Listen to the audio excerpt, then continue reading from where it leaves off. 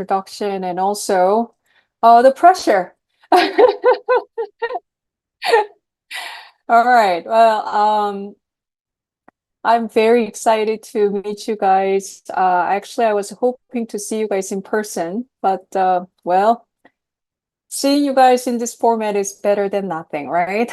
So I understand that you guys are all master's students in linguistics, right?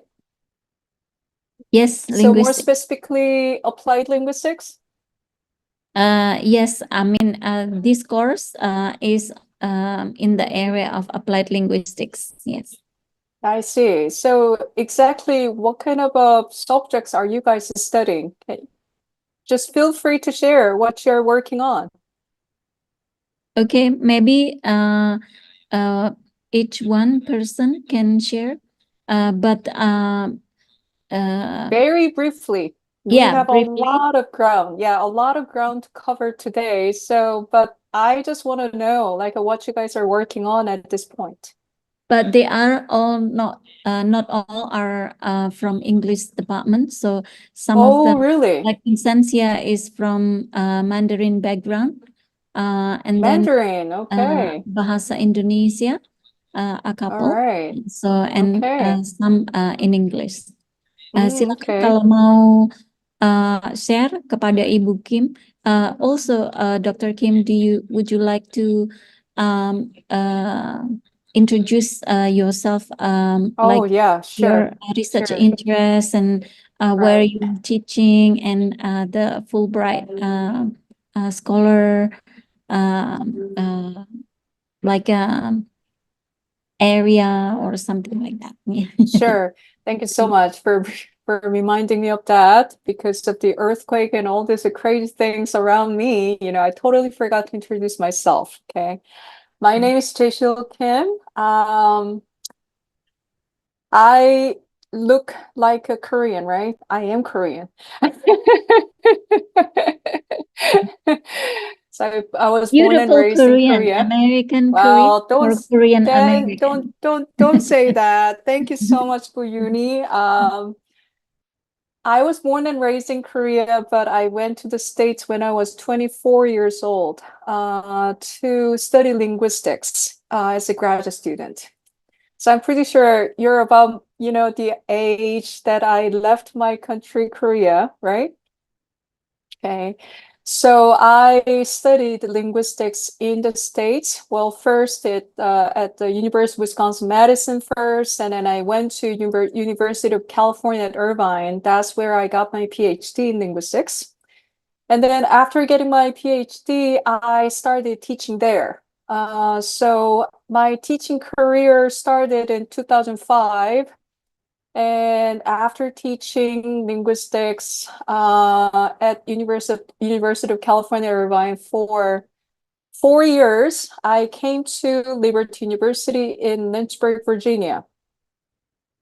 That was, well, my goodness, long time ago. So I've been teaching linguistics there for over 15 years now. And then, my research area first is a pretty theoretical linguistics. I'm a syntactician. Actually, the reason that I decided to go to the United States was to study under Chomsky. Um, I studied syntax, under him for one semester. Okay. But I was too young to understand what he was, teaching us. But anyway, that was a special moment. So I'm pretty, hardcore theoretical linguist, but ever since I started teaching, I realized that for students, I have to adopt some integrated method for helping students understand linguistics in a more balanced way.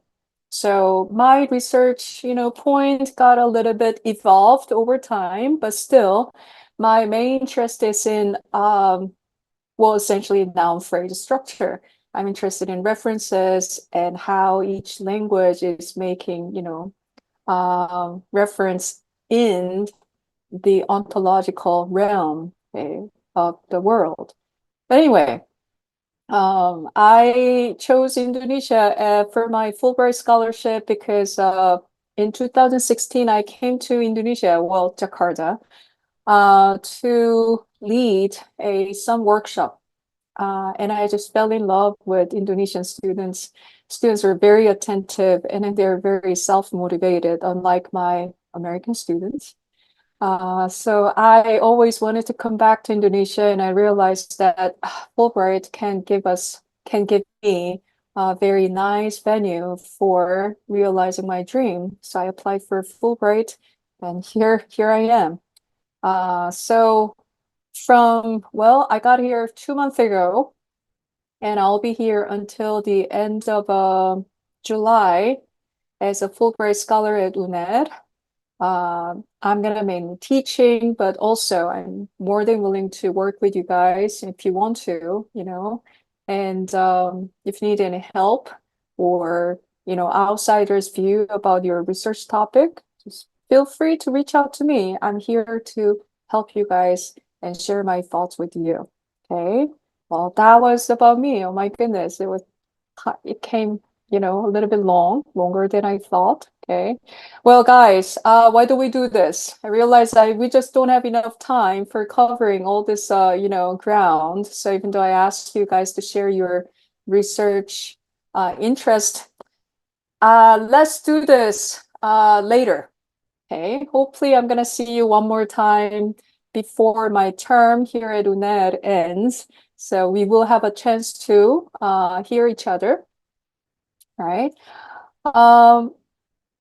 So, by the way, does everybody find my saying understandable, or am I speaking too fast or too slow? What do you think? Or just right? Or what are you talking about? Or can you speak in Indonesian? Well, I cannot do that.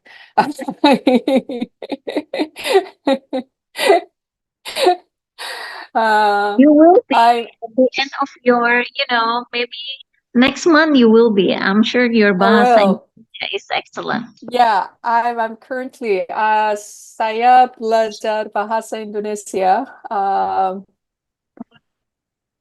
but it's hard. Wow, amazing. Oh my God, you already speak bahasa. Oh, Bahasa Bu Yuni, Indonesia. terima kasih. Terima kasih. Okay, guys. So you guys already know what we're gonna talk about today, right? So what's the topic? By the way, I want you guys to turn on your mic, your audio. Okay. So feel free to interrupt me. And if there is anything that you want to talk about, just let me know. Okay. All right. Today's topic is very dry. Okay. So you may want to grab some caffeinated drink, like what I'm doing right now. I'm drinking coffee. Okay. Oh, by the way, I'm so sorry. Many of you guys are fasting. Oh boy, that was very dumb. My goodness, that was very dumb. Please forgive me. Some of them are actually not fasting, so it's okay. I see. You know, I'm so yeah. sorry. Oh my goodness. So, gosh, that was a dumb mistake. Okay. No, it's I'm so fine. sorry about that. Okay. Everybody, so it's not necessarily you're fine. So, Okay. Well, um, thank you so much for you, your understanding. I totally forgot that it's Ramadan and then many of you guys just cannot drink until 6. Okay. Well, da- let's dapat try to kiriman. keep awake. All right. Let's try to keep awake. And I'll do my best. I'll do my best to make this lecture engaging and beneficial and understandable. Okay. All right. So today's topic is literature review, right? Oh, somebody just joined us. Welcome. Yes, ma'am. I'm sorry for being late. That's okay. Selamat datang. Yes, thank you. Okay. All right. So have you ever heard of this the specific terms of literature review, scoping literature review, and systematic literature review? Have you ever heard of these terms? Just say yes or no. Otherwise, I cannot Yes, proceed. Yes. Oh, Yes. great. Yeah. Okay. Where? In what context? From Buyuni, right? Yeah. Yeah. All And right. with some papers, ma'am. I see. So you read some papers and okay. So are you guys already familiar with this concept? A little bit? Not Have you really. tried to practice? Okay, that's okay. That's okay. All right. Have you tried to practice it yourself? It's totally No, new not. for It's me, ma'am. totally All right, great. Okay, great. I'm just assessing like where you are. I'm trying to figure out where you guys are right now. Okay. So okay, there are a couple of things I need to tell you. Okay. You need to write up your master's thesis, right?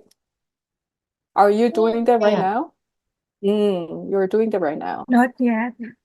Not yet. Yeah. Okay, not yet. But if you're doing it right now, then you know the pain. And if you haven't started doing that, then you're gonna have that pain soon. Okay.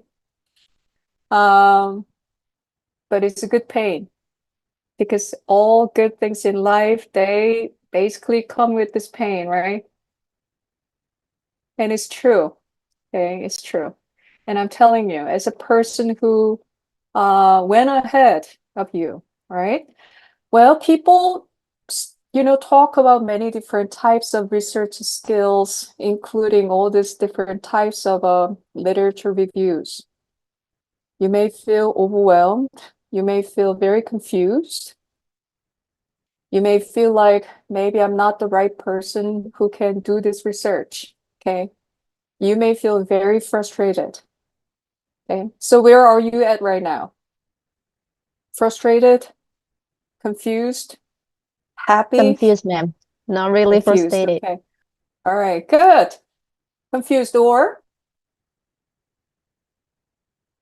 overwhelmed. Okay. Okay. All right. Overwhelmed. What else? Clueless. Who cares? All right. We care. We care. But, if you start caring about these things, then you will find that, man, there are just so many different things that I need to know. Okay. I totally understand. But you know what? Most important thing in research is your idea. Okay. Your research is yours. So I really want to, ask you guys to get the ownership of your research. You're not doing this for any others. You're doing this for yourself. Okay. And then by doing this for yourself well, you're going to do something good for other people. Okay. So just remember that, okay? All the skills that I'm gonna share and also other people will share with you, they're simply tools. And you know what? Good tools cannot substitute or replace bad contents. As far as you have a good idea, even though your tools are a little bit crude or rough, okay, your research will be a good one. So please don't get frustrated with this different types of tools and skills that you need to learn. Since these are tools, have you ever tried to learn to play some musical instrument like piano or guitar? Long time Ano ago. pala, All ma'am? right, if you have, yeah, or maybe you try to learn some sports like playing tennis, things like that, or golf. All these skills, whether it's a musical instrument or sports, okay, it takes time. At first, it feels weird, and even though you understand how it can be done here in the head, practicing it, okay, and then making it yours, it takes time. So I just want to tell you, I'm going to share some like steps and concepts that you need to have for applying these tools for your own research. It's not going to be yours, overnight. You will not be able to use this, overnight. It will take some time. So please be patient, okay? And then there are a lot of things you probably will feel like, man, I just don't understand what they are. That's perfectly fine, okay? So getting exposed to this new skills and topics, well, we are taking the first step. We're taking baby steps, okay? So don't lose your patience, and I'll try to make it as engaging as possible, okay? So hopefully you're not going to doze off, okay? Sounds good? No? Like whatever? Okay. Okay, so I'm going to share my PowerPoint slides and we'll start from there, okay?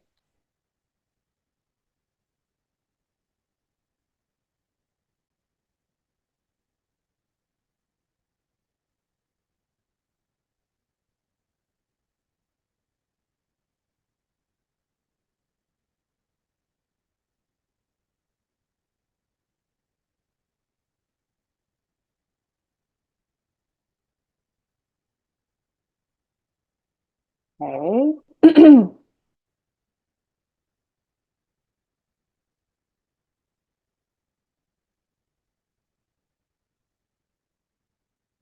This is interesting. Okay.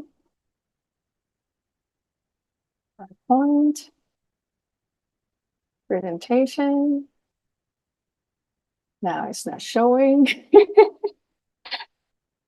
All right, let me try that one more time. Share screen. Okay, that's not what I want to share.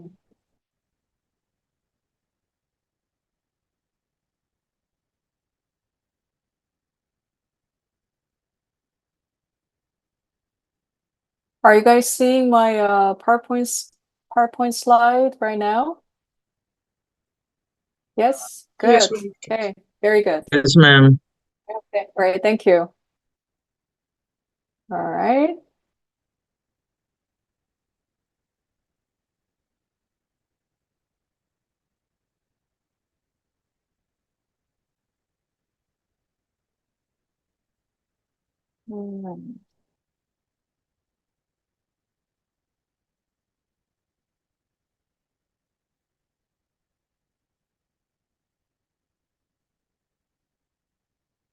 Man, I have no idea what I'm doing here. All right, so let's start. So I consider today's lecture is actually workshop, okay? Because I really want to make this lecture as hands-on as possible, okay? So it's more like interactive lecture. So let's consider it as a workshop. So essentially today I'm going to give you guys some overview of scoping literature review, and systematic literature review in the study of ESL and EFL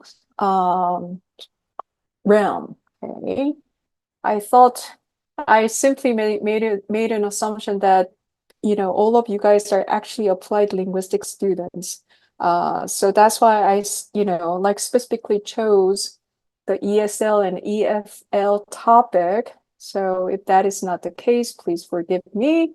Okay, try to apply these concepts and skills to your own research, okay? All right. And secondly, I'm going to share some resources that you can use for finding more information about these two different types of literature reviews. Okay? And then thirdly, we're going to deal with some examples of searches.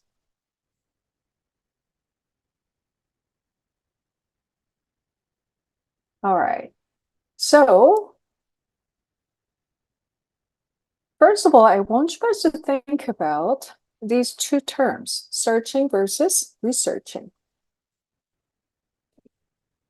If you think about this word research, actually research is a word which has two components, the prefix re and then the word root search.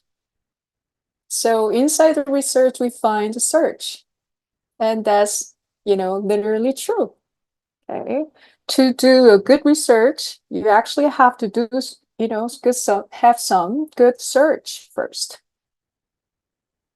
So what is a searching?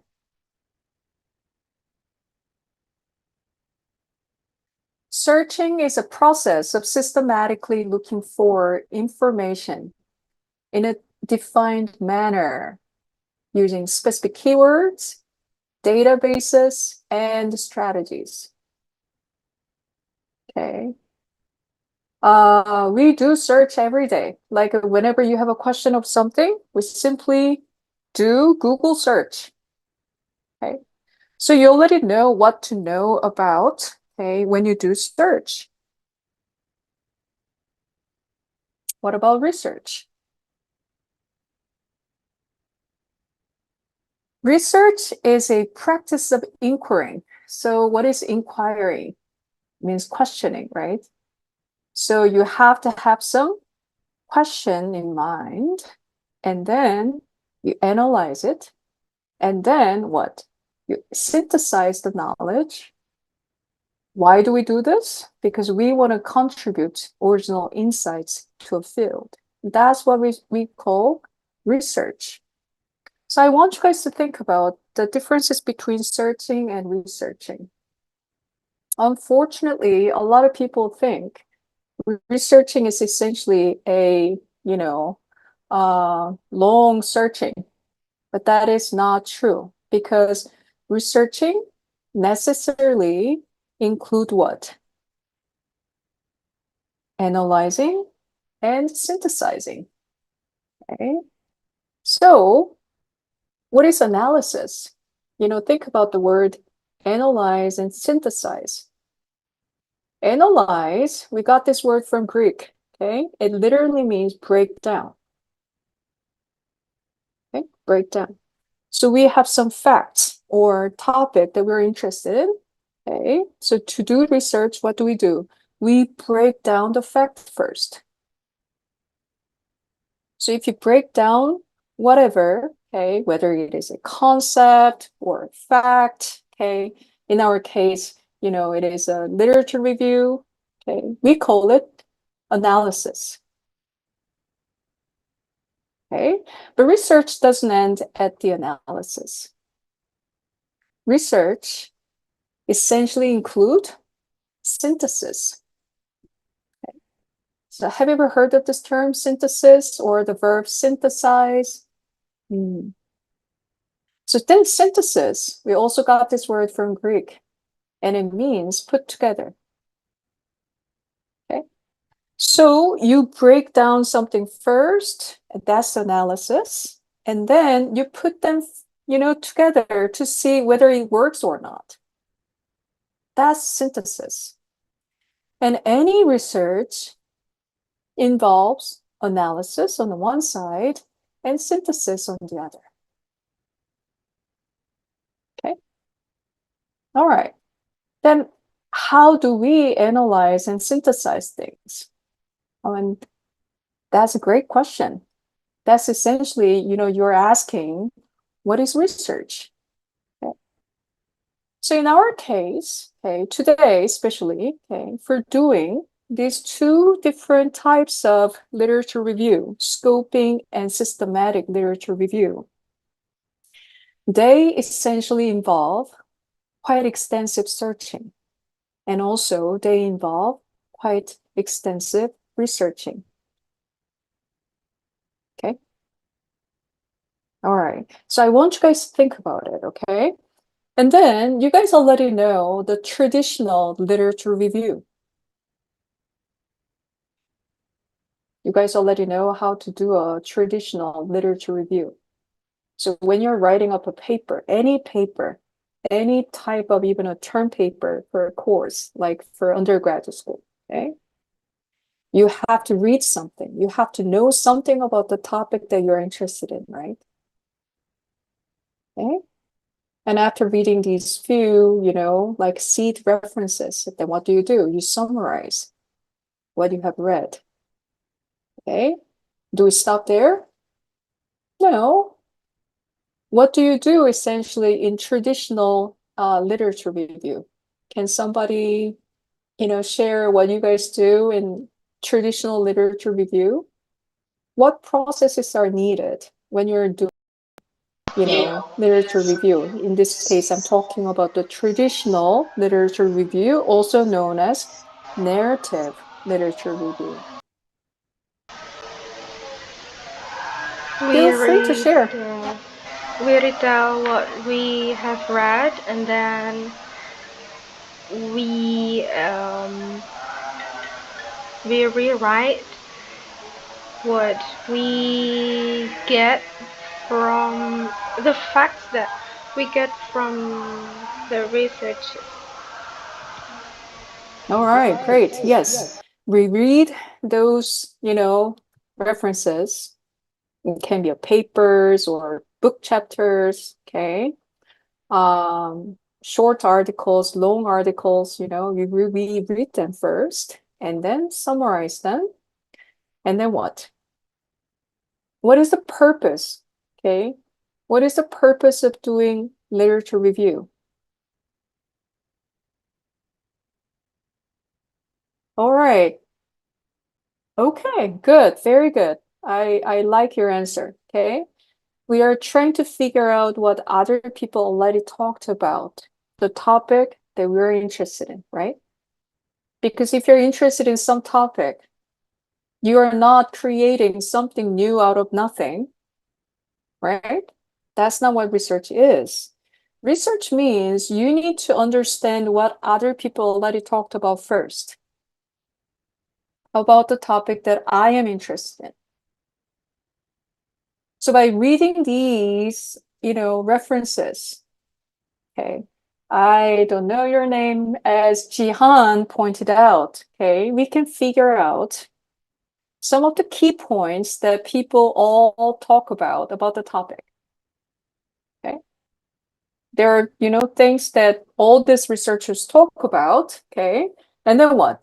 Also, you will find out, all these researchers think differently. Certain things they all agree, certain other things they disagree. Are you with me, right? So by reading these references, you will figure out, all right, what are all those points that these, major researchers agree on? And also you will be able to figure out some controversial issues. Okay, so depending on how you view that fact, okay, you will interpret the fact differently from each other.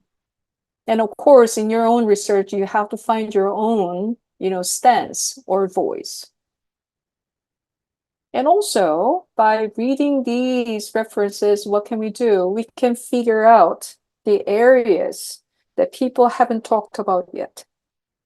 Some gaps in the research. Okay. All right. So these are the things that we do in the traditional literature review. But we are not talking about this traditional literature review today. We are talking about very special types of literature review. What are they known? The first one is known as scoping literature review. The second one is known as systematic literature review. Okay, I want you guys to say these two terms, okay?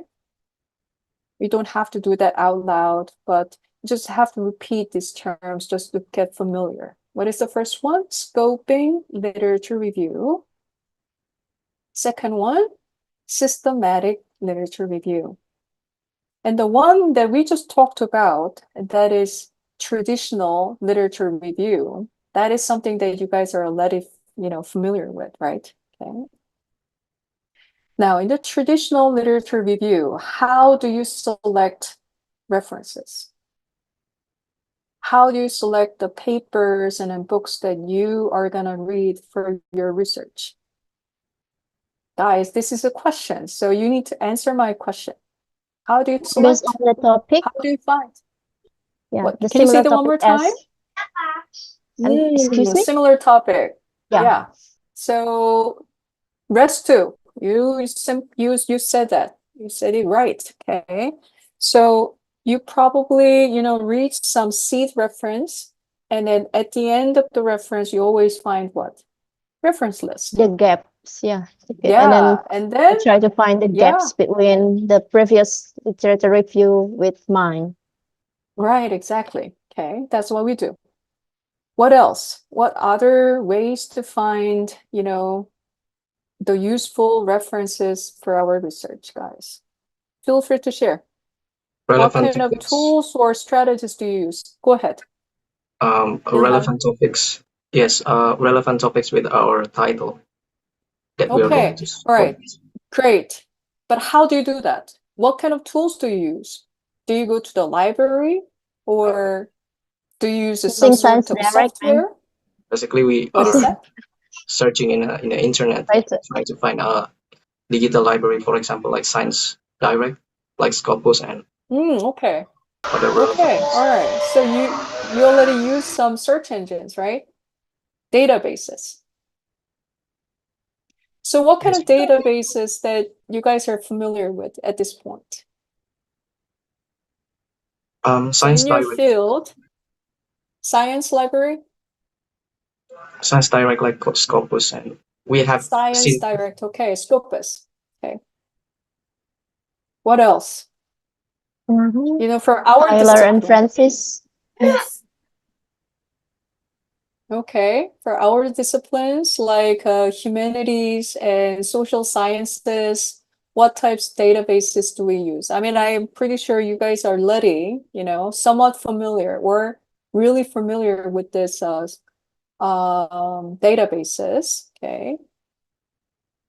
But in the traditional literature review, our searching of these relevant references is somewhat random,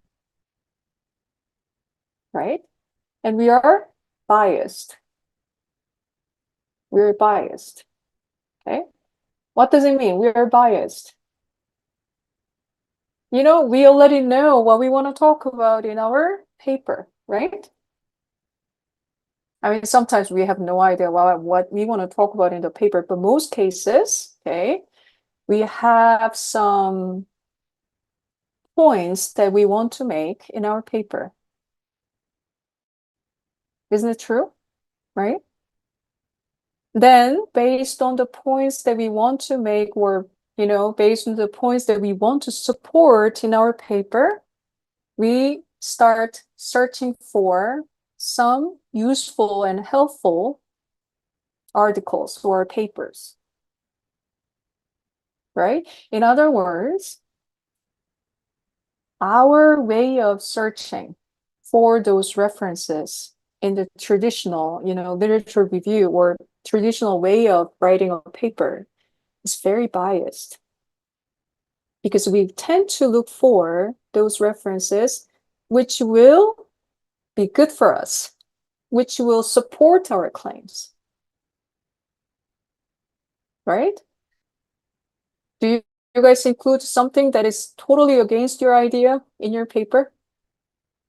No, you don't Not really, do that, ma'am. right? Yeah. Not really. So in that sense, if you think about it, we are really biased, because we are looking for those references which, can work for us rather than work against us. Are you with me? All right. So, especially scientists, and more specifically, medical science specialists, those doctors, and also biologists, if they make a biased decision, then sometimes they can imperil somebody's lives. Okay. Also, some decision makers or policymakers in the science field or the government field, if they make a wrong, biased decisions, then a lot of people will be affected by that wrong decision, right? And of course, in our field, okay, even though we make a slightly misleading decisions, it's not going to affect a lot of people. Maybe, it's going to affect me. My paper will not get accepted, at a publisher. But that's going to be it, right? I'm going to be the only person who's going to suffer from that. But those are scientists who are making, decisions for a lot of different people. Then making a biased decision is a really big problem,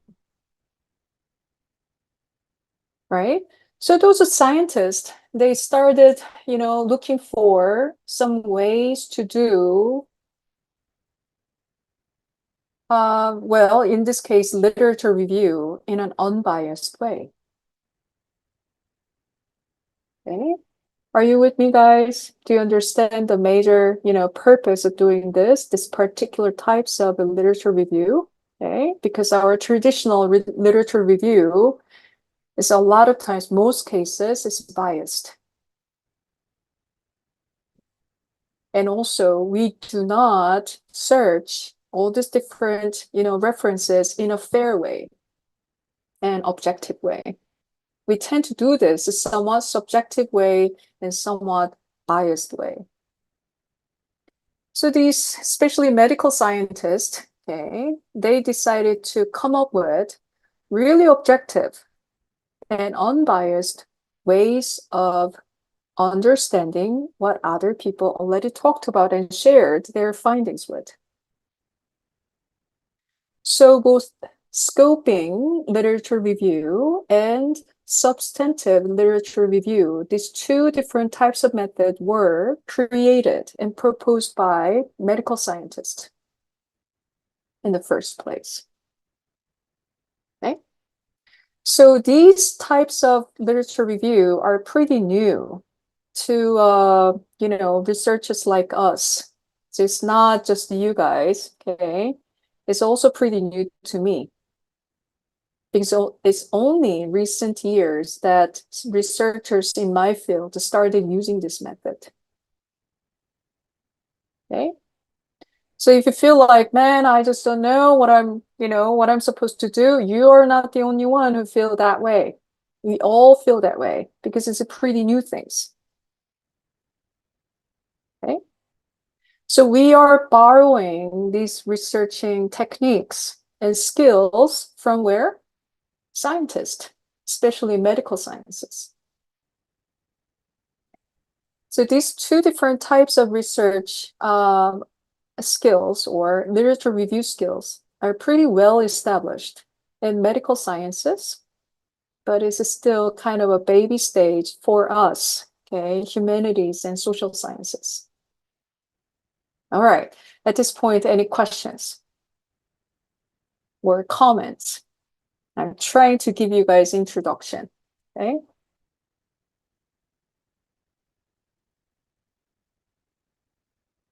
Just feel free to ask any questions, or if there's any part that is not very clear to you, ask me. May Are you I? guys still awake? Awake? All right. Yes, go ahead. So, since it was proposed by medical scientists, who and how this specific person initiated hey, just borrow that technique from medical scientists. Like how how or she has the idea, this specific idea to find the objective literature review technique. It's just Okay, all right. yeah. Okay, great question. Great question, Jihan. Okay. So who came up with this skill? Who came up with this, technique? Okay. Yeah, I actually do not know the names who came up with this, technique in the first place, but I know why they came up with this technique. Okay. In the past, of course, we had a vast, area of research. But recently, we were able to accumulate more volume, much more volume of research. Okay. Thanks to the advance of technology and also, all kinds of tools that we use for research. Okay. So the sheer volume of research became too big. And it's like individually, it is almost impossible to keep up with these new techniques and, new methodologies that people are, coming up with every day. That is almost impossible. And also, guys, think about it. There are so many papers and books coming out. Is it possible to read them all? No. It is not possible. Even though you read them like day and night, it is not possible to read them all. And also, sometimes you pick up some book or paper that looks promising and looks useful, but if you start reading it, then you realize that it has nothing to do with your research. You just waste your time, okay? All right. So sorting out the needed information from this vast volume of research, how can we do this? That's a big question, right? Are you with me, right? That's a big question. How can we find the needed type of information for our own research? Because you have a specific research idea, right? But navigating through this, like a big volume of research that we are facing right now, that is really hard. So people started, talking about some ways to do this in more systematic and consistent ways and efficient ways. Okay. And as I told you, in the fields like medical science, making unbiased and objective and efficient decisions is critical sometimes for saving lives. Okay. So they started creating these techniques, and then they found that it's actually pretty efficient for doing this. So these researchers, they, created a manual for doing this type of research, and they started sharing it. So at first, this technique was not used for humanities or social sciences researchers. We also found that it can be useful for our own, areas of research. That's why we started borrowing their techniques for our research as well. Okay, so I want you guys to understand that the background, because if you start, finding some resources about these two different types of literature review, then you will be surprised. Most of the resources are about sciences. And many of the examples are based on like medical sciences or nursing, or other types of scientific research. You're not going to find many different social sciences or like, even rarer, the humanities topics. Okay. So you may be wondering like why I cannot find any useful resources about my own, research idea, because it's pretty new in our field. Okay, so you will find that most of the, like resources that you're going to find are mostly based on scientific field. Okay, so these are the disclaimers that I want you guys to understand. Okay, all right, then let's go back to our PowerPoint slides.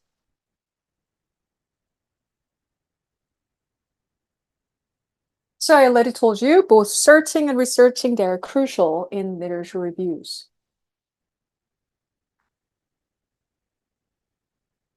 Okay. Actually, there are 3 different types of information searching.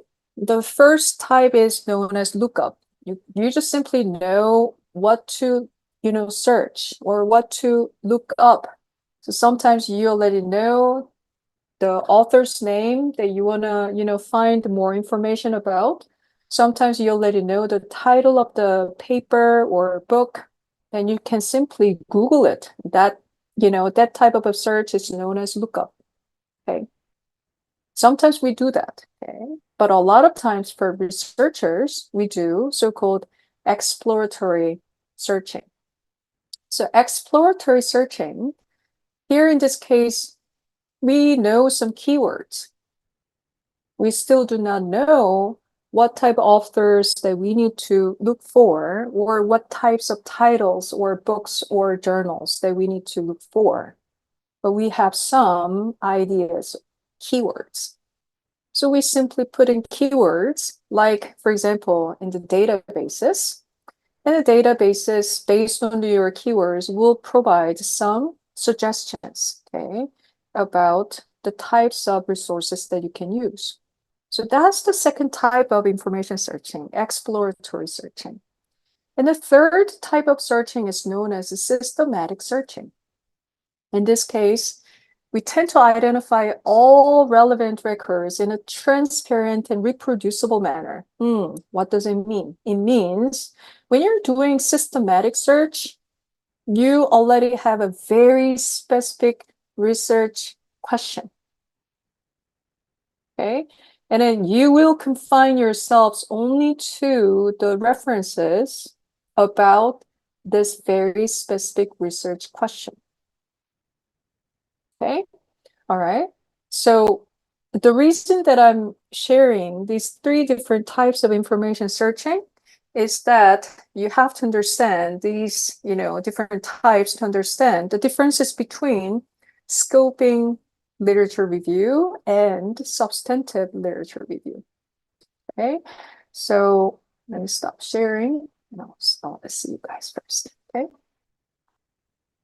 So let's think about these terms: scoping literature review and substantive literature review. They're the names of these 2 different types of literature review, right? Okay. Now, why is it called a scoping literature review? What is a scope? When you're working on some research topic, you already assume some sort of a scope of that research topic, right? It is type of a fence that you put for playing. Like, I'm gonna play this game only inside this fence. That's the type of scope, okay? So for example, if you're working on some, let's say, all right, let us come up with some EFL, okay? English as a foreign language, okay? Setting. Let's say you are interested in finding out some innovative, teaching methods using some technology, okay? For teaching who? Are you interested in teaching adults or high school students or junior high school students or elementary school students or kindergartners, okay? So the age ranges can be one of the scopes, okay? Or you are interested in, doing this research like in a specific, like, geographical setting. Maybe you're interested in doing this, in finding, something more about this only in Indonesia. Okay, So depending on your research interest, you're going to put the scope, okay? Right?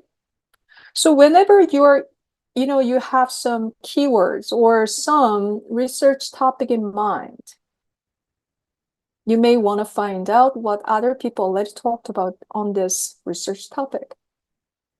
In other words, when you have a pretty broad research question, not very, not a very specific one, okay? When you have a pretty broad research topic, and when you want to find out what other people already, did research about this topic, then scoping literature review can be very useful.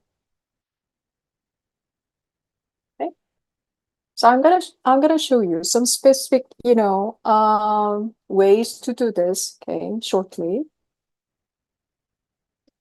But the point is, scoping research review is useful when you have a pretty broad topic, when you do not have a specific research topic yet. Okay? Whereas, if you have a really specific research topic, okay, you already know what you want to, know about, and a very specific and narrowed down research topic, then scoping research review is not very good for you, but rather substantive literature review is useful for you. Because a substantive literature review is based on a very specific research topic. Okay? Now, guys, think about this. I'm telling you, okay? Choosing a different research, literature review, okay, types, is really based on your research topic. You cannot simply do or adopt a literature review, okay, randomly.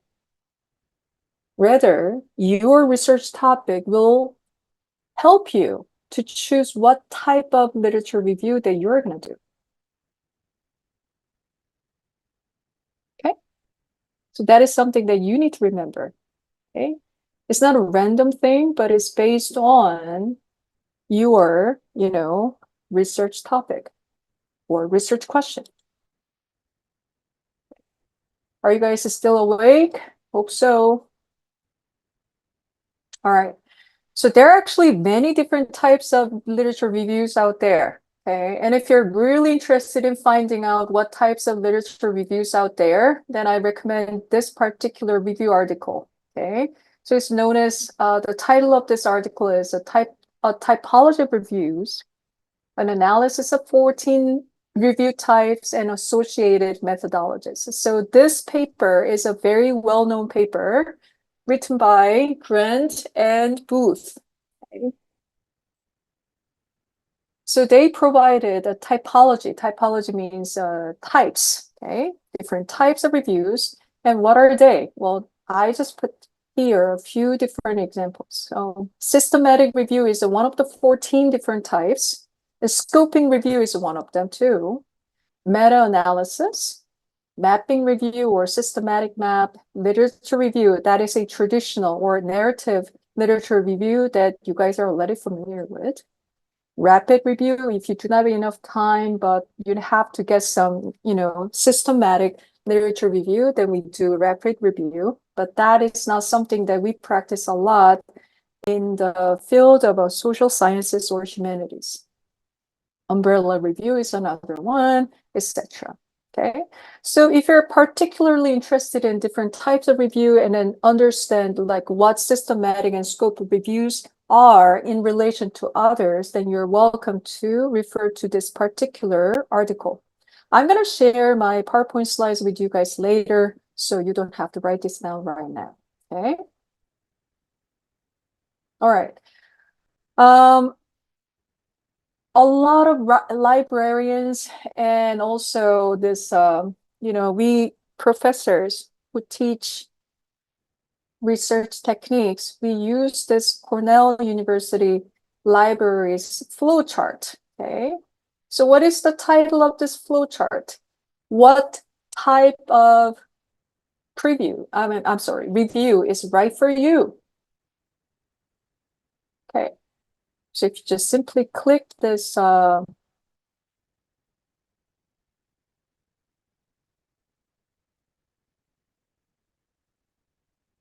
diagram, then it will lead you, okay, to this website.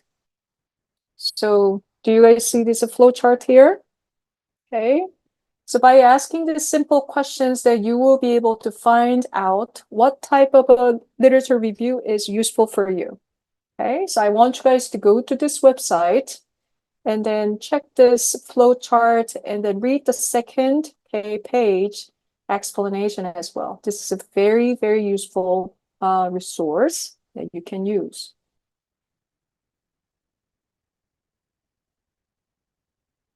Okay. So let's go back.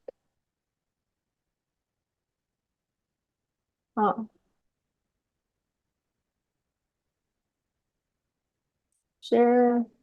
Okay, so that was the flowchart.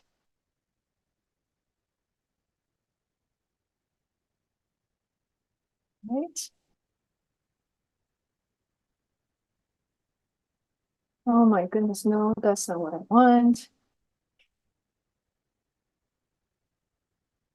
Sorry, guys. I'm sharing mine.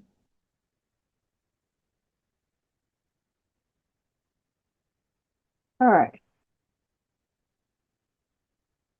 So use this flowchart for finding out the best type of literature review that you can use, okay, for your own research. This is a very useful reference. Okay, so let's talk about the scoping review for our field. Okay.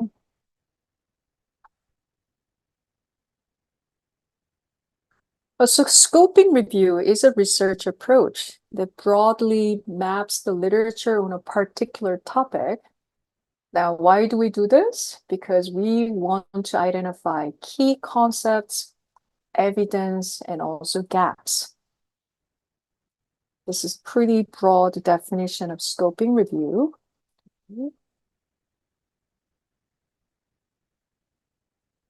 Now, why is this scoping literature review is important for us? For example, like EFL or ESL or language-related research field, because our field is one of the fastest growing field, and also trends are changing quite fast. Okay. Some new teaching ideas are shared, or some teaching technologies are adopted. So our field is moving, it's very dynamic, it's moving very fast. So it's really hard to keep up with, okay, all the new trends in our field, right? That's why scoping literature review can be useful for understanding the trends and also some gaps, okay, of our research. Probably you're wondering like, okay, but how can we do that? Okay, great question.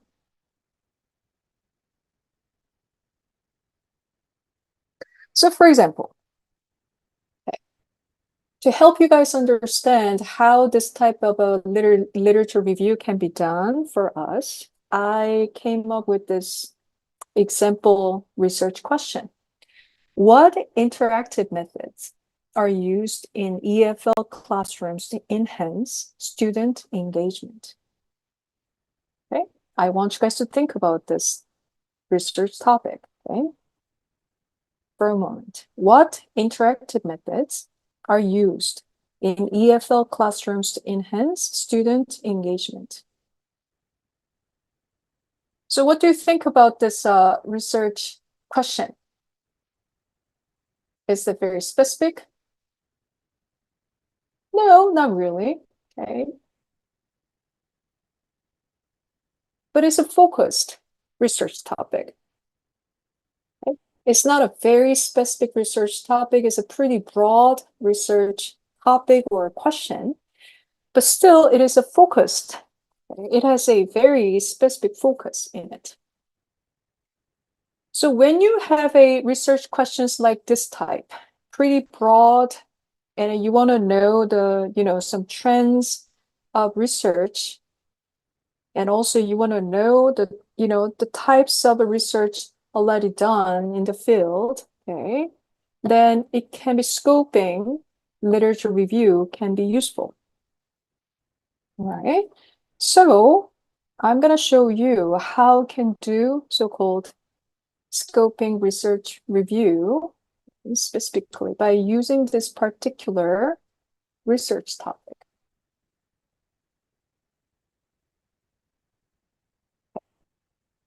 So unlike the traditional literature review, scoping and then substantive literature reviews have a very specific steps. We call it protocol. So here, in this case, I'm showing you guys 5 different steps or procedures, review procedures. The first one is identifying the research question. So for both scoping literature review and substantive literature review, the very first step that you need to take is to come up with specific research question. So you need to formulate a broad, well, in this case, pretty broad question that aims to explore a theme in ESL and EFL studies. I already told you, for scoping literature review, we tend to start with a broad research question. Substantive literature review, we start with a very specific research question. So depending on the type of question that you have or you're interested in, you can select and choose the different types of literature review. Okay? And then what? Of course, you need to search for relevant studies. So in this case, how do we do that? Well, we need to utilize academic databases. Okay. How do we do that? Well, based on the research question that we come up with, we need to find keywords. So by using those keywords and also by using the academic databases, we are going to find and search for relevant studies. Okay. I'm going to show you all the techniques that you can use for doing this shortly. And then third step is you need to select the studies because the databases will give you many different studies. Sometimes hundreds. If you're lucky, then you're going to get less than 100. Okay. But if you put right keywords, and if you formulate the keywords by using so-called Boolean algebras, and I'm going to talk about this shortly, then usually we get sometimes hundreds different results. But if you're lucky, then you can get less than 100, okay, different studies. Then what? You cannot read all this, hundreds different studies, right? We need to select the studies. So how can we select, the relevant studies or references? We need to apply inclusion and exclusion criteria to choose the relevant studies. We will take a look at this step, okay, shortly. And then after that, we need to chart the data. Okay. We need to chart the data. It means we're going to organize key information from those studies in a structured form. Okay. And what type of structured form? I'm going to share some resources with you guys because we use a very peculiar and particular types of protocols. Okay. And then finally, you need to summarize and report the results so you can share with others. So these are the 5 different steps that we take for doing what? scoping literature review. So let us take the first, okay. Let us take a look at the first thing. Let me see. Oh, by the way, before doing that, if you find this scoping literature review really interesting, you feel like, oh my goodness, this sounds really interesting. I want to know more about it. Then there are two major resources that I want to share with you guys. The first thing is there is a short paper written by 𝙗𝙧𝙙𝙬 and O'Malley. It's one of the, these two people are one of the pioneers, okay, in this scoping literature review. So you can read this paper, or if you're really, really serious about this scoping literature review, then you can read this book, okay? It's a JBI manual for evidence synthesis. So I have created hyperlink, so let us go to the website.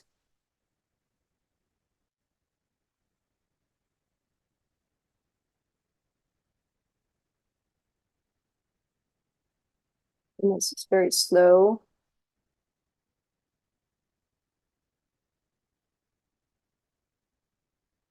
So if you simply, click on the book front, then it will lead you to this website. It says JBI Manual for Evidence Synthesis, okay? If you scroll down, then you will see just like all these book chapters. Actually, you can download the whole ebook for free, okay? But it's over 400 pages. Okay. So unless you're really, really interested in this topic, okay, you don't have to read the whole thing. Okay. Where am I?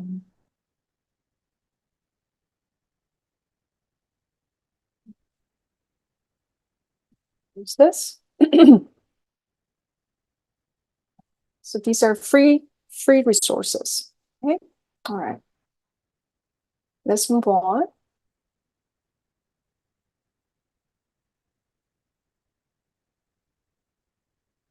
I already made it very, very clear. Okay, for these two different types of literature reviews, the very first step, and it's probably the most important step, and that is to craft the research question.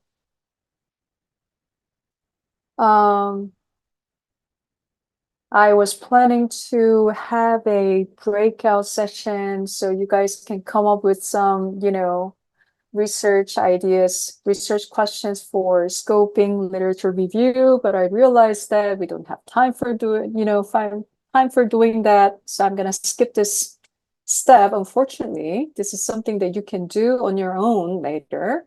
Okay.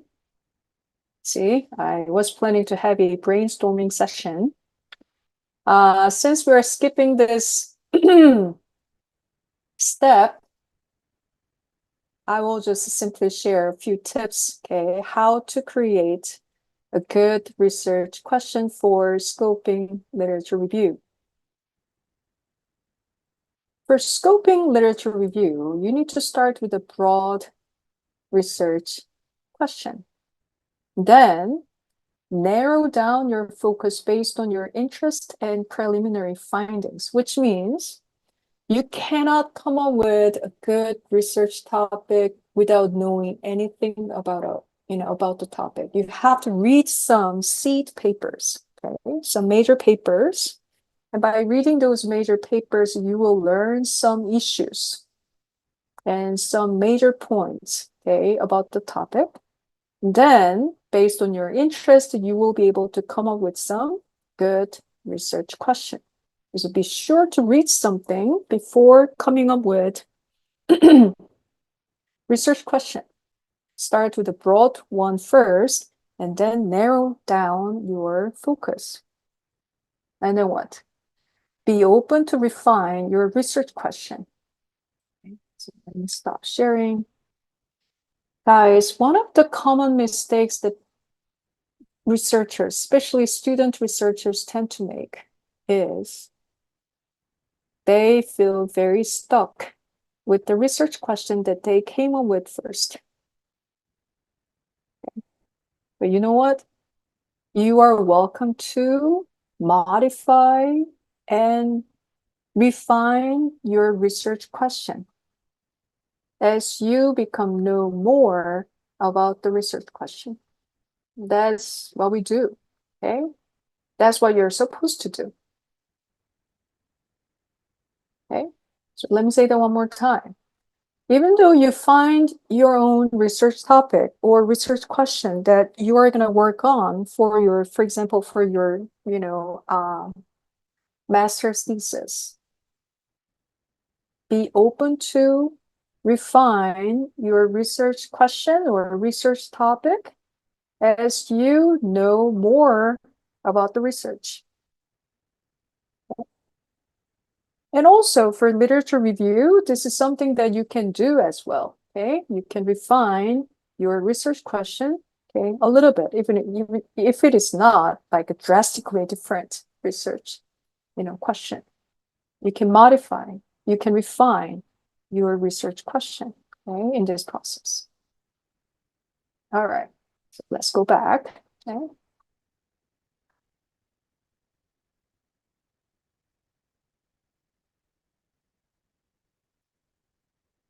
And when you're creating research question for, well, in this case, a scoping literature review, you really have to consider the relevance and implication of your question for other educators or learners in the field at large. You're not doing this just for yourself, but you are doing research, in the purpose of contributing something to the field. So you really have to think about how you can do that contribution for other people. In your case, well, in our case, since we are focusing on the ESL or EFL education, we need to think about the local teachers, English teachers, and then learners, and also the field itself. So what kind of questions can we ask? Okay. So in terms of what, you can think about what aspects of ESL and EFL education you're interested in. Okay. Who? What type of people or people groups or a group of learners or educators that you're interested in? Or you can think about, some context. Is there any specific setting or context such as online learning or classroom-based education? Which one are you interested in? And then how? Are you interested in some type of a teaching method or outcomes or both? Okay, so based on these research question prompts, you can refine your research questions. Okay, so this is something that you can do on your own later on. Okay, and then what? Once you got your research question, now it's time for us to search for the relevant studies. You guys already told me that some of the the databases that you have been using. So for ESL and EFL research, we use databases like ERIC, E-R-I-C, Google Scholar, and specific journals in linguistics and education are also invaluable resources. In my case, I tend to use a JSTOR quite a lot. Okay. So when you get to the database like that, okay, then we need to use the keywords to find the relevant studies. So are you guys familiar with the Boolean operators, like and or not? Boolean operators? Guys, I'm asking you a question. Not yet. Operators? Not yet? familiar. Yes. Right. Okay. All right. That's fine. Okay. Then, without further ado, okay, let's go to JSTOR. Okay, just JSTOR is one of the databases that you can use for our own research, okay, like a social studies, social sciences. In my case, I don't know how you guys, categorize linguistics research. Is it a research of social sciences or research of the humanities? What do you think? What does it belong to? Linguistics. Basically, I think humanities, man, because we're talking Humanities, about okay. a human language is a element of human communication. So that's why we believe Okay. that it's part of humanities rather than social science. All right, Ilham, that's a good answer. Okay, it really depends on how you define language. So if you're interested in more, human interactions, then like a communication, then yes, you can categorize linguistics as a study of humanities.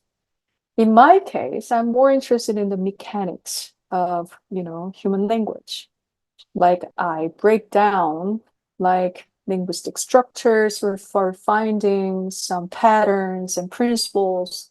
So based on my research interest, it is better to categorize linguistics under the umbrella of social sciences than humanities, okay? But Ilham, that's perfectly fine, okay? So, based on your definition of the term or the discipline or the, some concepts that you're using in your research, you will choose the databases that you want to use.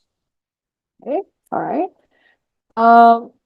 So I'm not familiar with the databases that 𝙭𝙀 is providing to you guys. What types of databases the library, 𝙭𝙀 library provides? We have a Somebody lot tell of me? databases, ma'am, actually, but Right. our lecturers always recommend us to use Science Direct or Scopus or Science Direct, Cinta. Yes, Scopus. Elsevier. Okay, Elsevier. Okay, all right. All right. Well, I'm a biased one, so I'm gonna use a JSTOR, okay, because that's the one that I use quite a lot. By the way, when you're doing the scoping literature review, okay, you guys need to use like more than one. We actually use a 2 or 3 different types of, databases to reduce any bias, okay? So in this case, even though I'm using a JSTOR, okay, try to use other databases to find out what types of results that you can get, okay? This is a very important exercise, okay? But anyway, just for the sake of a illustration, I'm gonna use, we're gonna go to where's my website? Since I cannot access to 𝙭𝙀 library, I'm gonna go to my home university's library.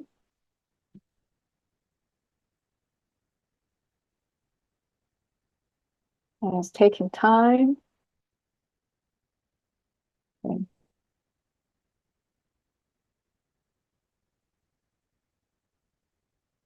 It's taking some time.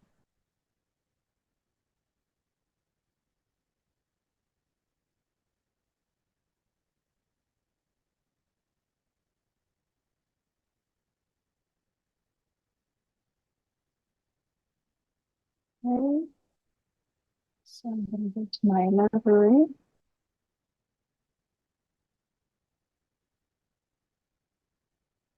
Okay.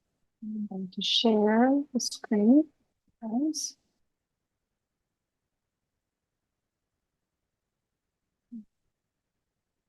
So this is not your library, this is my library. Okay.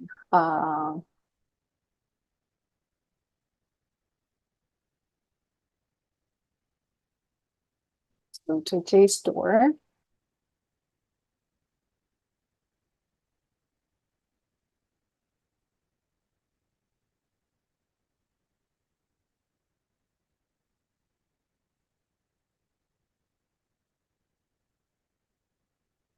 All right, so it looks like this, right?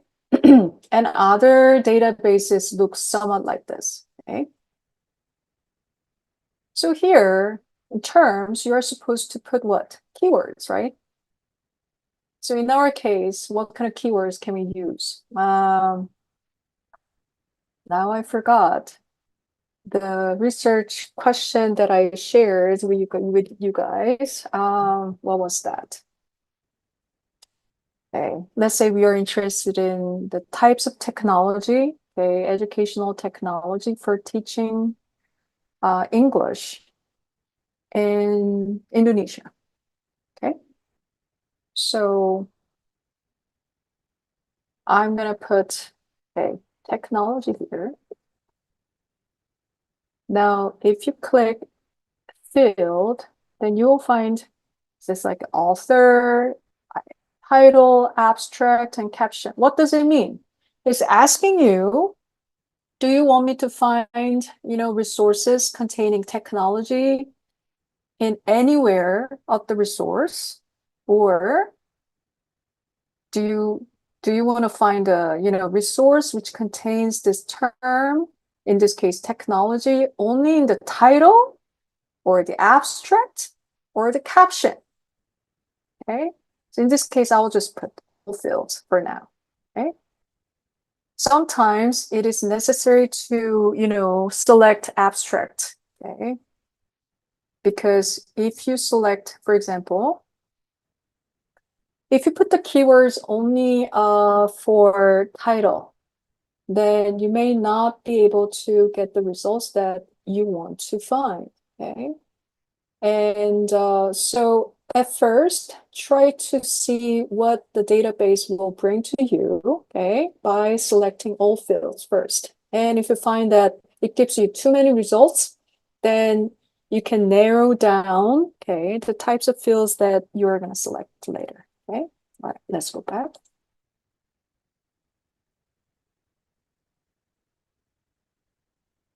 And then what? Now here you see Boolean, right? Boolean?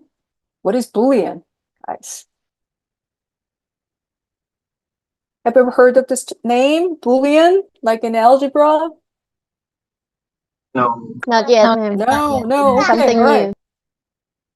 Okay, it's simple. Okay, these are the terms. These are the language that we use for giving directions or the orders to the databases.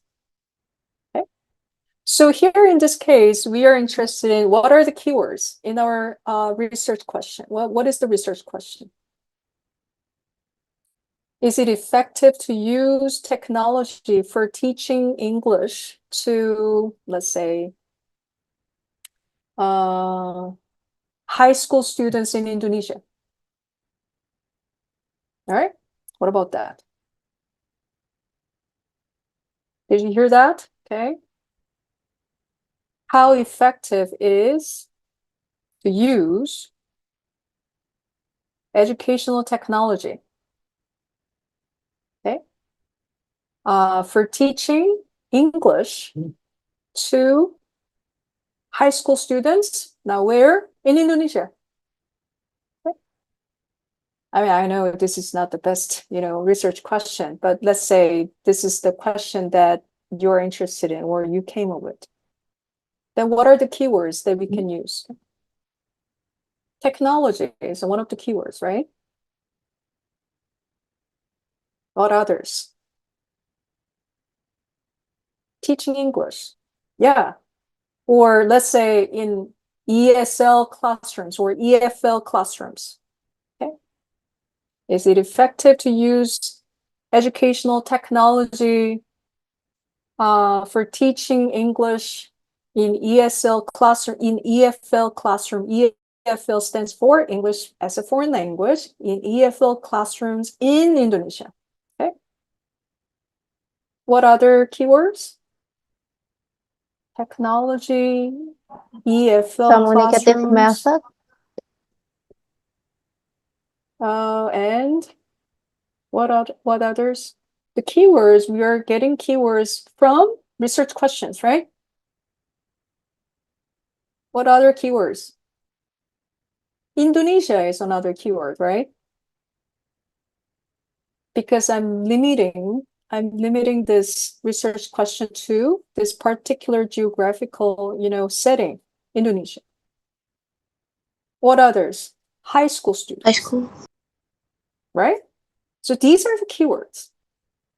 And I want to order this database to find the resources which contain all these keywords. Right? So I'm asking this database, hey, find the resources which contain technology and EFL classrooms and Indonesia. Yeah. And also English teaching. Right? All right, so let's go back. Let's go back. Okay. Where is it? Here. I need to share this with you. All right. So I'm giving the direction to this database. Okay. Find the resources containing technology, and I'm going to put EFL classrooms. Now here in this case, if you simply put ESL classrooms, then our databases are very dumb. It's going to find all the resources containing EFL and also all the resources containing classrooms and also all the resources containing ESL classrooms. Okay, does it make sense? If you put two-word phrases like ESL, EFL classrooms, then the database will give you the results containing EFL and classrooms and ESL, EFL classrooms. So there are three different options that the database will take. Well, in our case, do you want, the database to find all these three different cases? Or do you want to confine the search only to the EFL classrooms? Well, in this case, I want to confine my search only to the EFL classrooms. Okay? In that case, you need to give the order to your database. Just find only EFL classrooms as a phrase. So for doing that, you need to put double quotation marks like this. Okay. So what is the difference between, two-word phrases like EFL classrooms with double quotation marks and without double quotation marks? Without double quotation marks,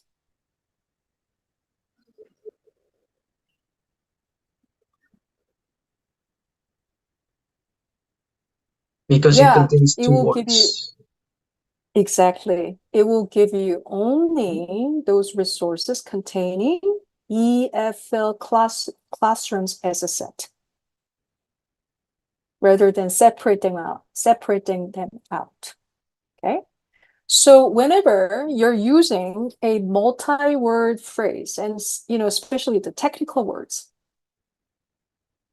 like language acquisition theory, if you simply put language acquisition theory without quotation marks, then you're gonna get really many, results containing language, containing acquisition by itself, and then containing theory by itself. You're gonna have irrelevant results because of that. Because you want to, your database consider language acquisition theory as a one phrase set. Then what kind of trick do we use? Enclose the words, double quotation marks. So double quotation marks is another Boolean operators that we use. So Boolean operators are the, command words or the notations that we use for narrowing down our searches. Okay? So we use terms like and. Also, we use term or. So if I say like, find language or linguistics.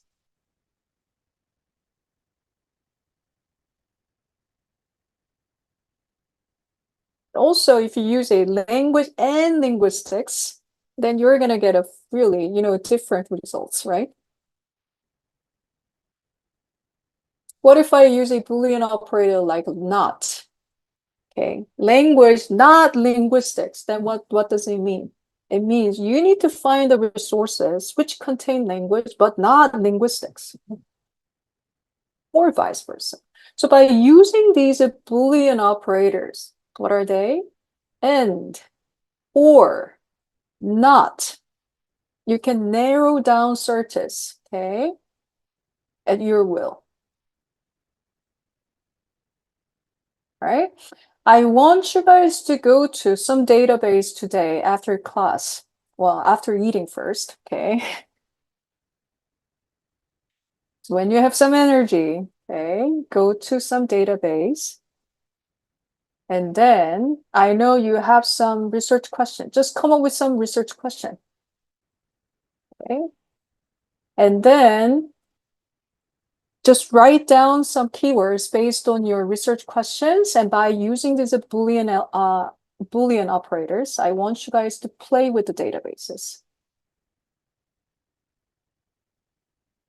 All right? Okay. I wish I can give you more examples, okay? Because this is actually important. Are you guys still awake? All right. So let's go back. ESL classrooms, and I'm going to add a row. In this case, teaching English. Okay.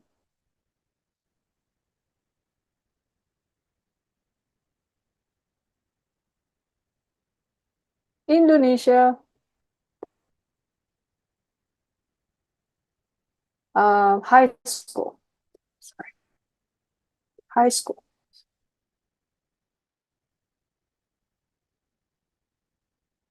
And also here, I'm going to use a trick, the asterisk.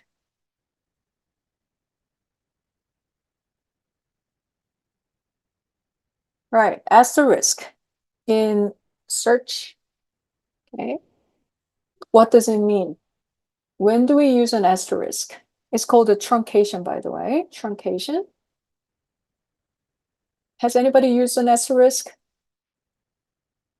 You know what I mean by asterisk, right? It's like a star-like symbol. Have you ever used the asterisk for searching? No, not really. Okay, all right. Here's when you use a asterisk. So here in this case, I want to say, okay, high school or high schools or high schooling. So after school, you can sometimes find some resources will, you will find a plural markers or singular, or sometimes, other derivational morphemes.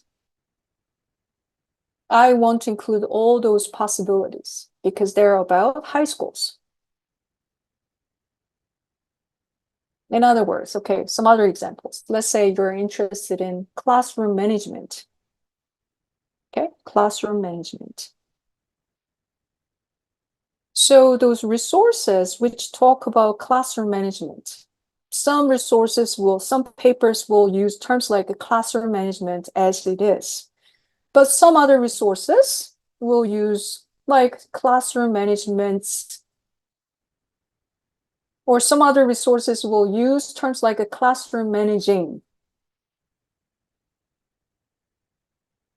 Even though their endings are different, they're all about what? Classroom management. And you want to get the results, including all these options, right? In that case, you can simply put asterisk at the end. And it will give you all the results, singular form, plural form, or any other, derivational morphemes at the end. It's handy.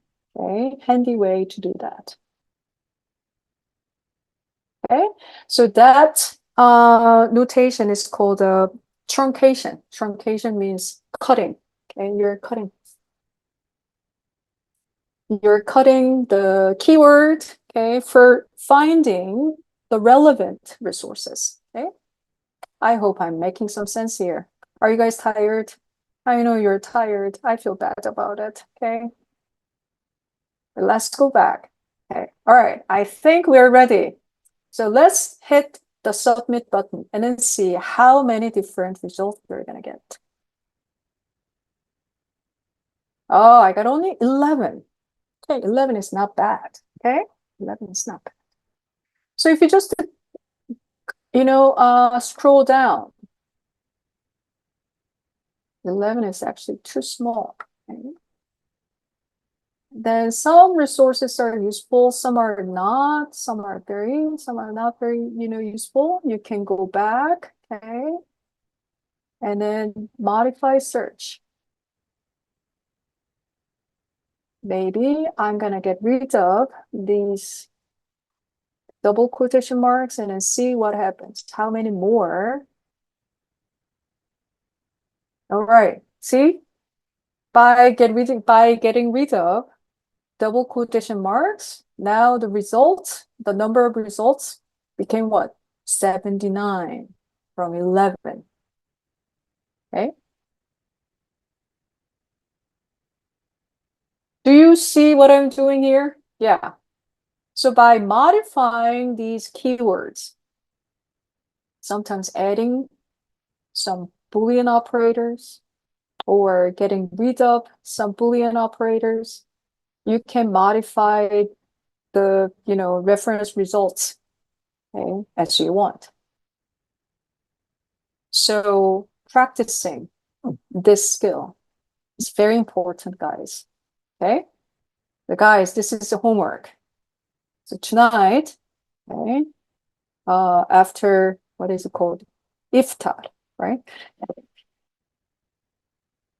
And, after doing your prayer, please set aside time for practicing, playing with this database, okay? And then what? Now, based on these results, you need to select those studies which are relevant to you, right? Right? Because all those results are relevant to your research question. Right, guys? So if after selecting, and then what? What are you supposed to do? You need to store these results, search results. You need to store them, right? Where? Where do you store your, search results, guys? To our laptop All and right. on gadget. Sure, laptop. But you know what? These days we use softwares. There are many good softwares out there. Okay? What are they? Mendeley. Yeah, Mendeley is one of them. What others? Any other softwares that you guys use for storing and organizing reference results? EndNote, ma'am. EndNote, Yeah, yes, EndNote was another. Okay, EndNote. Like others, have you ever heard of these, tools? If not, okay, please check my PowerPoint slides and I have listed, okay, some of these tools that you can use for storing and also organizing. You don't have to do anything. You can simply click and then transfer the information to those softwares. Okay. All right. So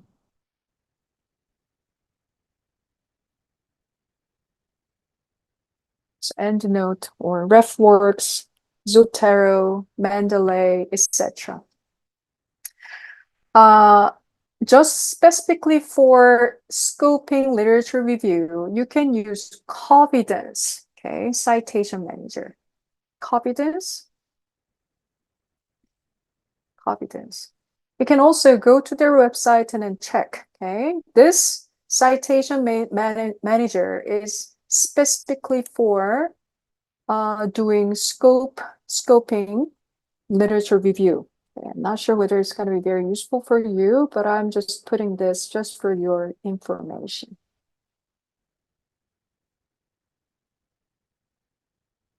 All right, so here's an example research question. How is the technology being used to facilitate language acquisition in EFL classrooms in Indonesia? So this is kind of a rough research question that we came up with for seeing how this scoping literature review works.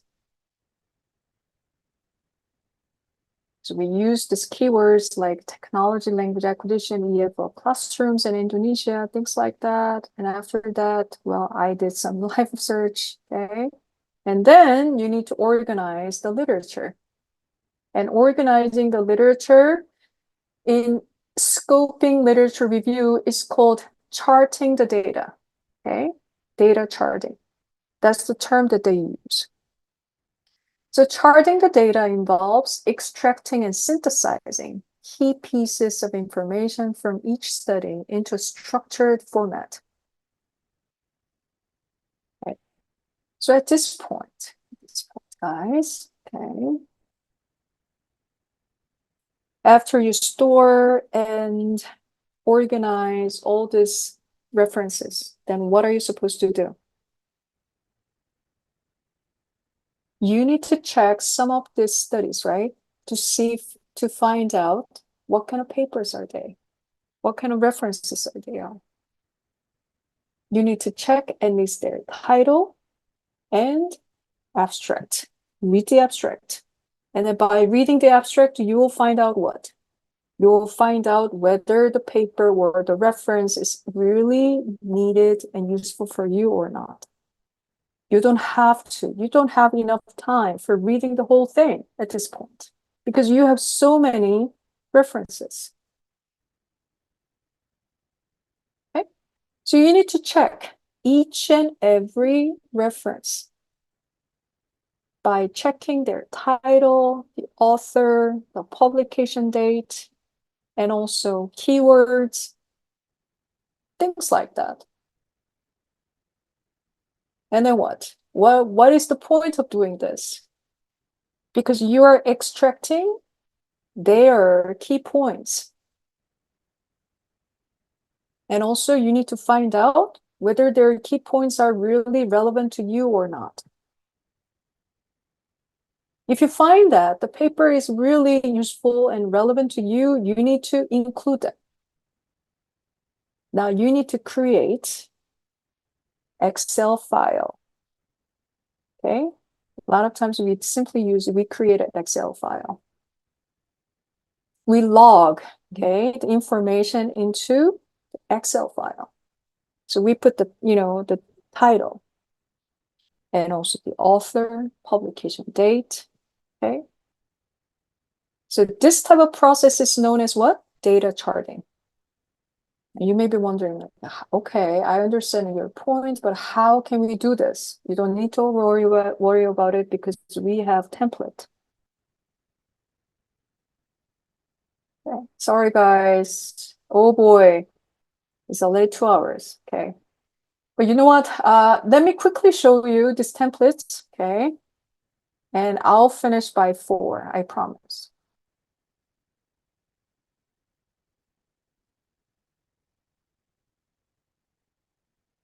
Okay. So in your Excel file, you need to create columns for, oh my goodness, earthquake. Ouch. Oh my goodness. Good. Earthquake. Gosh. Oh, whoa. Oh, it's Whoa. still heavy. Whoa.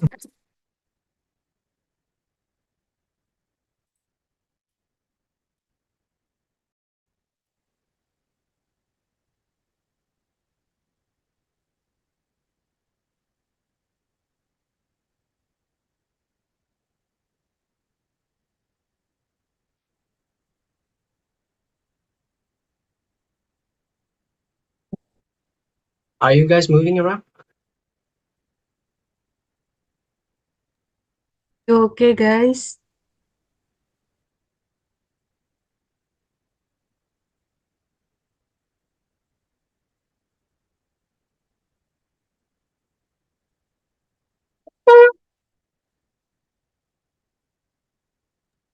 I'm sorry, guys.